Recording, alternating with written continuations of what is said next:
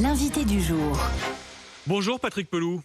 Bonjour. Merci d'être avec nous, médecin urgentiste au SAMU de Paris, président de l'Association des médecins urgentistes de France. On va d'ailleurs parler des urgences qui sont au bord de la rupture en cette fin d'année. Mais d'abord, Patrick Pelloux, cette annonce publiée hier par l'hôpital Georges Pompidou à Paris sur les réseaux sociaux, l'hôpital public, c'est important de le préciser, qui fait partie de l'AP-HP, appelle ceux qu'ils veulent à participer à une collecte de dons pour permettre l'achat d'un nouveau scanner dernière génération. Alors, Patrick Pelloux, l'hôpital public qui lance un appel aux dons, est-ce que ça vous surprend ?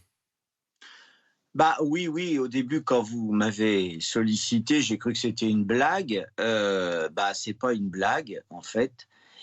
Et c'est assez consternant, parce que ça prouve que, si vous voulez, lorsque on a les indications par l'administration disant que les comptes sont plutôt en bonne voie, que les investissements se passent, et puis que vous avez des directeurs qui disent « Ah attendez, on va faire un appel aux dons pour avoir tel matériel », ça pose beaucoup de questions. D'abord, ça prouve une fois de plus que les moyens ne sont pas donnés aux services publics. Deuxièmement, ça prouve sans doute que les impôts ne sont pas bien employés.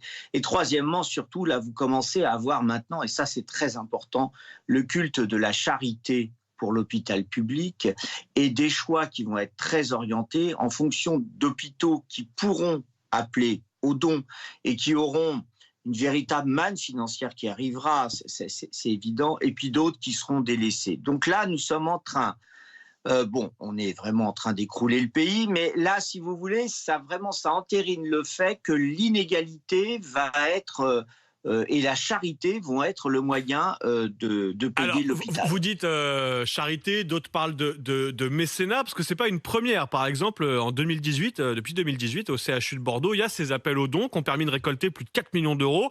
Visiblement, là-bas, à Bordeaux, ça n'a choqué personne. L'hôpital est même très content. Il y a des entreprises de la région qui sont devenues mécènes du CHU.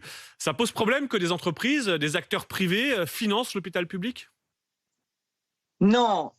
Il y a personne de méchant. C'est-à-dire que les mécènes, les entreprises qui donnent le pognon, se posent la question de savoir s'il ne faudrait pas mieux que, notamment, des grosses entreprises qui généralement ne payent pas tellement d'impôts en payent, mais surtout, si vous voulez, c'est savoir où vont les impôts. La question de fond, c'est qu'à partir du moment où des services publics manquent de moyens, comment se fait-il que l'impôt ne soit pas mieux réparti ? Et quand vous avez une demande, comme nous, syndicalistes hospitaliers, des demandes très importantes sur des ciblages de paiement, de budget pour acheter du matériel, pour payer du personnel, on nous répond que ce n'est pas possible, finalement, vous avez ces entreprises, ces mécènes, donc des chefs d'entreprise, des gens qui connaissent ce qu'est le système collectif d'un bien commun et du travail ensemble, ils donnent de l'argent. Donc, vous voyez, il y a maintenant une inadéquation et une incompréhension entre les pouvoirs publics qui ne veulent pas donner de l'argent et les besoins de l'hôpital public et des gens qui savent pertinemment que l'hôpital a besoin d'argent. Mais il faudrait interdire les appels aux dons ? Il faudrait que l'hôpital public ne puisse pas faire rentrer d'acteurs privés, qu'il y ait plus de charité, de mécénat. C'est un peu le modèle à l'américaine. On imagine maintenant des grands dîners de gala où on financerait, où des riches donateurs viendraient financer l'hôpital public. Vous semblez dénoncer ce modèle. Est-ce qu'il faut l'interdire d'emblée et dire l'hôpital public n'a pas à faire appel aux dons ? Mes chers amis, alors là, vous me lancez sur le débat sur les États-Unis, qui est quand même le pays le plus riche avec les plus grandes inégalités, avec une chute de l'espérance de vie, avec un pays qui est incapable de soigner les plus pauvres et un pays qui cultive toutes les inégalités. Alors à chaque fois, on nous donne les exemples des États-Unis, qui est quand même l'exemple, l'antithèse même d'un système de santé qui fonctionne. Il faut que vous sachiez qu'aux États-Unis, les assureurs privés, quand vous avez un cancer, finalement, ils vous laissent évoluer le cancer doucement pour être sûr de ne pas avoir à vous dédommager. Il y a eu des tas de reportages et de films dessus, de journalistes brillants qui se sont exprimés à plusieurs reprises. Oui, mais donc c'est l'appel que vous lancez, je comprends bien, Patrick Pelloux, c'est attention à ne pas aller vers une dérive à l'américaine, en fait, avec ce système de dons, de charité. J'aimerais, Patrick Pelloux, qu'on ait le temps de dire un mot quand même sur les urgences, que vous connaissez parfaitement. On est face, j'ai envie de dire, comme tous les hivers, à une saturation. C'est ce que décrivait cette semaine Marc Noisé, le président du syndicat SAMU Urgences de France. Est-ce que vous partagez le constat? On sait qu'il y a un plan blanc, par exemple, en Alsace, dans certaines régions de France, les services d'urgence sont en grève, dans le Finistère, en Gironde, dans le Var, faute de personnel. Est-ce que vous êtes inquiet là pour la fin de l'année, pour le cœur de l'hiver en fait? Écoutez, là aussi, on est dans un phénomène d'écroulement et de basculement. C'est pas comme les autres années, c'est-à-dire que là, vous avez en plus un renoncement des personnels, c'est-à-dire qu'on ne compte même plus le nombre de structures d'urgence qui ferment, ce qui était impossible et inenvisageable il y a même 3-4 ans. 3-4 ans, les urgentistes, les personnels disaient non, on laisse ouvert.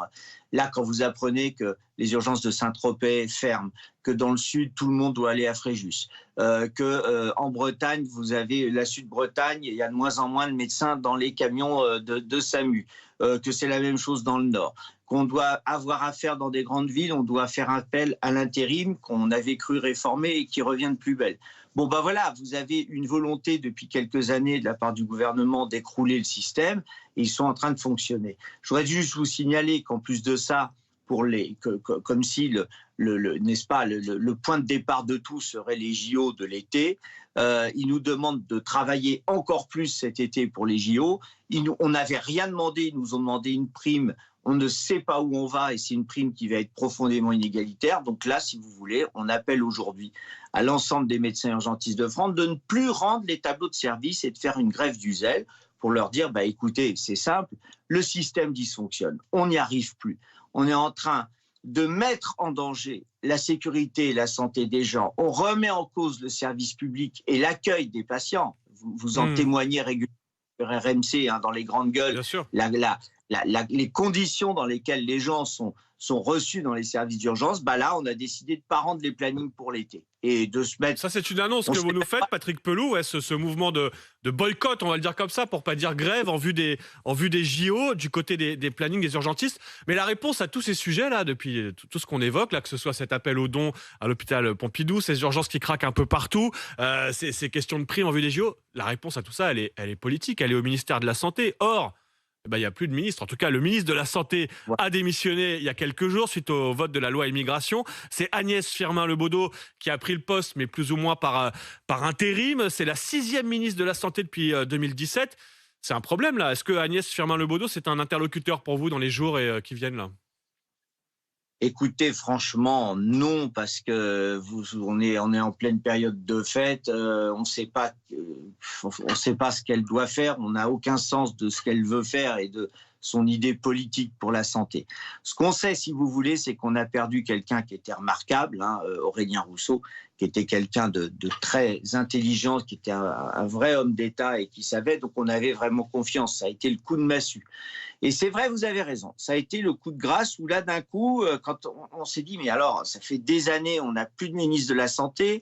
On a eu des ministres de la Santé qui étaient médecins. Ça a été tout autant des catastrophes que ceux qui ne sont pas médecins. Et là, on avait discuté à plusieurs reprises avec Aurélien Rousseau. On avait des pistes qui étaient très intéressantes. Bah là, tout s'est écroulé. Donc, on ne sait pas, on ne sait plus. Donc, on est un bateau sans capitaine. On est en pleine tempête.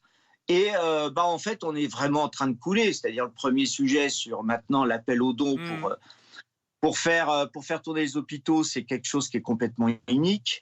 Le fait qu'on nous promette des primes, puis après on nous les enlève, puis après on ne sait plus.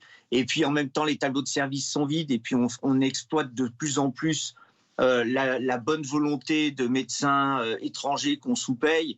Écoutez, ça fonctionne plus, quoi. La réalité, elle est là. Ça ne fonctionne plus. J'ai entendu plusieurs fois le mot écroulement, Patrick Pelloux, et l'absence d'interlocuteur côté gouvernement, parce que oui, vous le dites, Agnès Firmin-Le Bodo, certes, est ministre de la Santé, mais un peu dans l'urgence, par intérim, au moment où Aurélien Rousseau a démissionné, a claqué la porte après le vote de la loi immigration. Je vous remercie d'être venu pousser ce coup de gueule ce matin en direct sur RMC, Patrick Pelloux. Je rappelle que vous êtes médecin urgentiste au SAMU, président de l'AMUF, l'Association des médecins urgentistes de France. Merci d'avoir été en direct ce matin sur RMC. Et je rappelle, oui, ce mot qui est écroulement des urgences, écroulement de l'hôpital public, écroulement des services publics plus globalement. C'est ce que vous dénoncez ce matin en direct sur RMC.